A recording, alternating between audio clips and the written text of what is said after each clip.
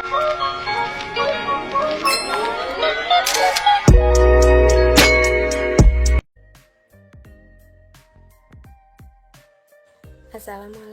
warahmatullahi wabarakatuh. Salam kenal semuanya. Perkenalkan, nama saya Siti Masito. Dan di sini saya mewakili teman saya, Nailil Hidayati. Saya akan menyampaikan materi dari media pembelajaran Drill and Practice. Jika ingin tahu lebih jelasnya penyampaian materinya, silahkan disimak ya teman-teman.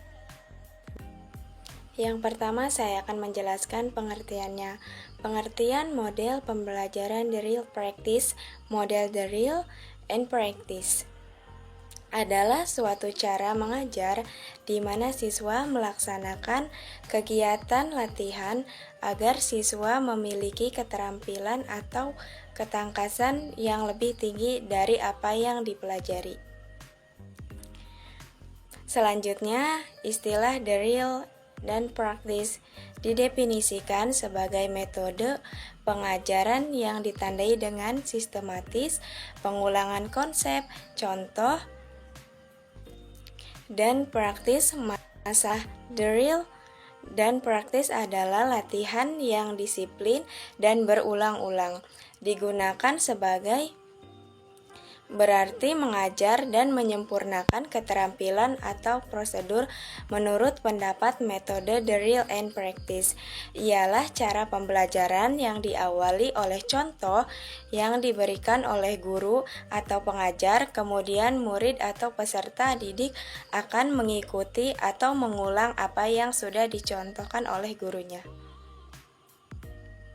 Selanjutnya, metode dalam pembelajaran drill. Yang pertama, metode pembelajaran tanya jawab. Guru bisa mengajukan sebuah pertanyaan untuk mengasah kemampuan siswanya.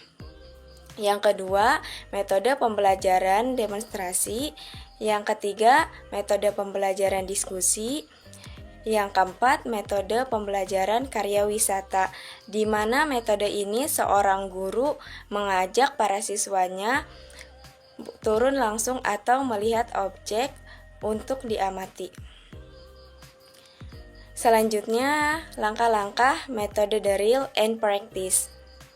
Yang pertama, asosiasi, di mana asosiasi ini dikumpulkan para siswanya atau disatukan dalam suatu pelajaran, biasanya berkelompok.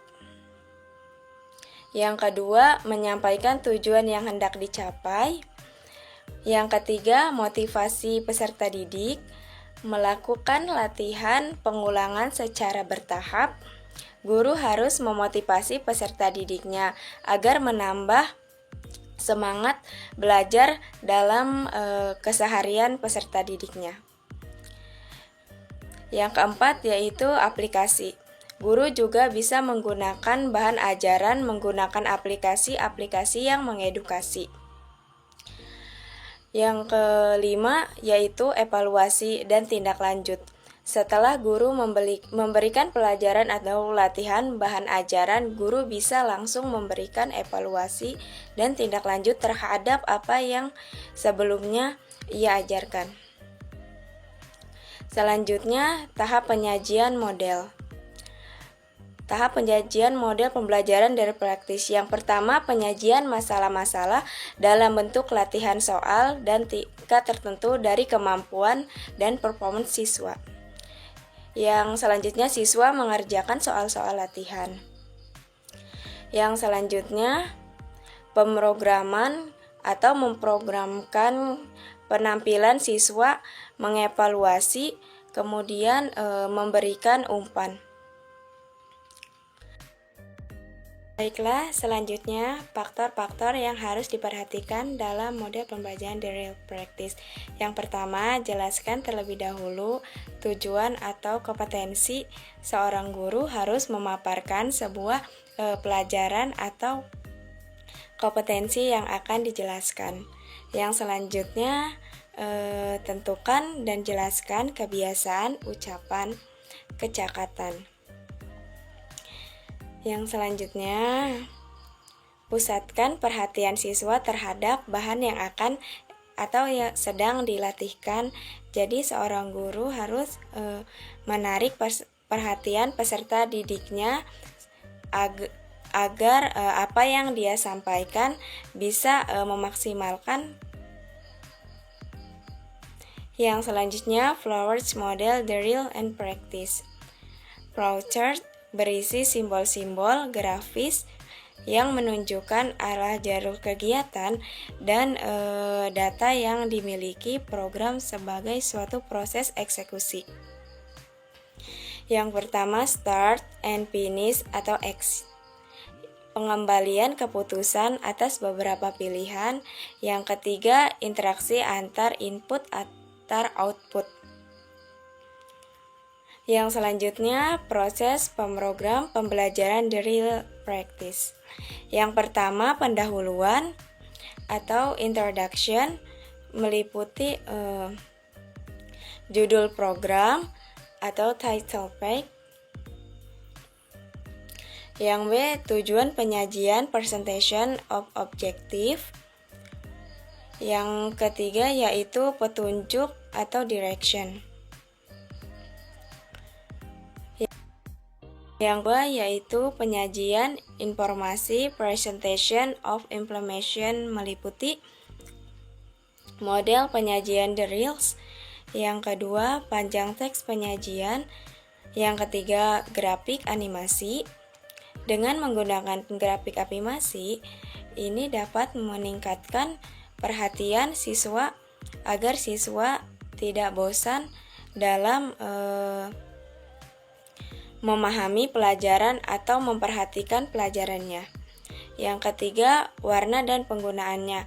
Warna dan penggunaannya bisa disesuaikan dalam tema grafik animasi tersebut. Yang kelima yaitu petunjuk penggunaan.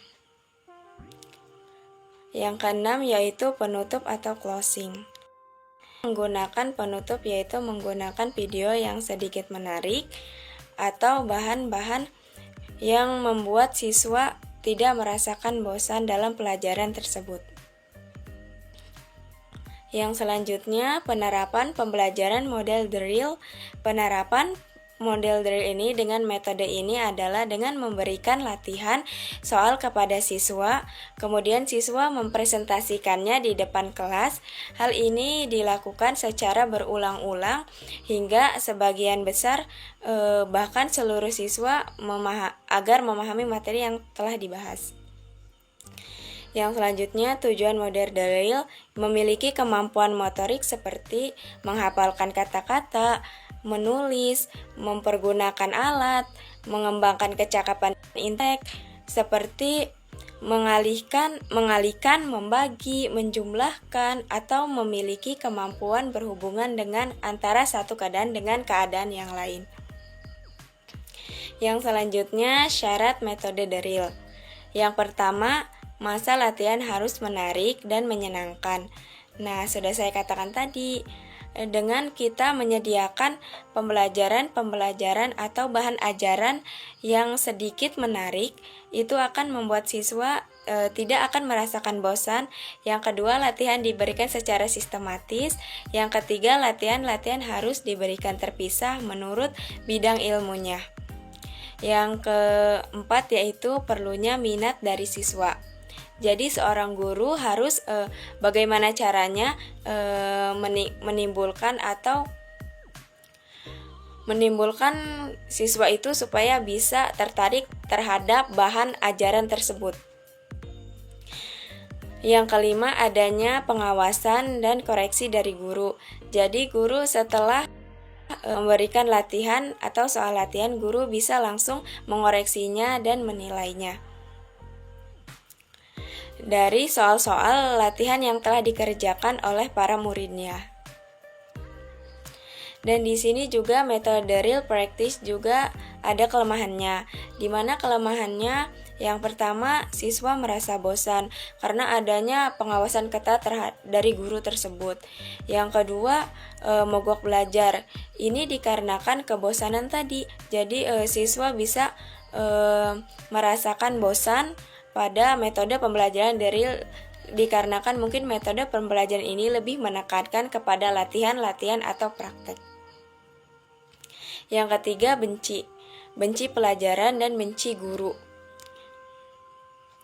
Jadi dimaksud dari benci pelajaran dan benci guru ini sudah saya katakan tadi, bahwasannya seorang siswa tidak langsung atau tidak bisa secara langsung beradaptasi dalam metode pembelajaran atau dari seorang guru tersebut bisa langsung merasa nyaman seorang siswa itu dan diberikan pelajaran seorang guru atau guru yang baru dikenalnya. Yang keempat, lemah inisiatif dan kreativitas siswa sangat lemah. Mungkin beberapa siswa memiliki kemampuan yang ibaratnya kurang, tidak sama, sehingga mereka ada yang lebih kreatif, ada yang kurang ibaratnya memperhatikan atau kurang kreativitasnya. Jadi di sini siswa tidak merasakan bahwa dirinya tuh lemah dan tidak ada kreativitas. Padahal di metode ini seorang guru melakukan atau memberikan bahan ajaran dengan menggunakan metode drill agar meningkatkan kemampuan atau skill siswa. Yang kelima, asing. Siswa akan merasa asing terhadap struktur baru karena hanya mempelajari satu bidang ilmu. Ini yang membuat siswa beranggapan bahwa dia tidak harus mempelajari pelajaran struktur baru, padahal dengan mempelajari struktur baru mereka akan mendapat bahan ajaran yang lebih baik. Dan di sini juga ada kelebihan pembelajaran model drill. Yang pertama, siswa lebih luas melalui latihan yang berulang-ulang. Jadi dengan latihan yang berulang-ulang, siswa akan terus mengasah bakat atau skill mereka akan semakin tertonjol. Yang kedua, siswa siap menggunakan keterampilannya karena sudah disiapkan. Yang ketiga, guru lebih mudah mengontrol dan lebih mudah membedakan antara siswa yang disiplin dan siswa yang kurang disiplin. Dan di sini juga guru lebih gampang menentukan siswa mana yang lebih rajin dan siswa yang lebih disiplin. Baiklah, selanjutnya karakteristik model drill and practice. Secara umum, metode atau latihan drill biasanya digunakan agar siswa memperoleh kecakapan motorik seperti mengulas, menghafal, membuat alat-alat, menggunakan alat dan mesin, permainan, dan atletik. Yang selanjutnya, model-model pembelajaran yang dimaksud antara lain discovery learning, yang kedua pembelajaran berbasis proyek, yang ketiga pembelajaran kontekstual atau melakukan, yang keempat yaitu bermain peran atau simulasi. Yang selanjutnya pembelajaran kooperatif dan pembelajaran kolaboratif. Selanjutnya, metode latihan atau drill dapat diterapkan untuk materi yang menekankan aspek keterampilan mental karena dengan latihan sesuai keterampilan yang dikuasai, beberapa hal yang harus diperhatikan dalam penggunaan teknik metode latihan. Selanjutnya, cara memaksimalkan metode drill. Yang pertama, metode ini hendaknya digunakan untuk melatih hal-hal yang bersifat motorik. Yang kedua, sebelum latihan dimulai, pelajar hendaknya diberi pengertian yang mendalam tentang apa yang dilatih. Jadi seorang guru harus menyampaikan silabus atau pemaparan poin-poin yang akan diajarkan pada siswa. Yang ketiga, latihan untuk pertama kali hendaknya bersifat diagnosis.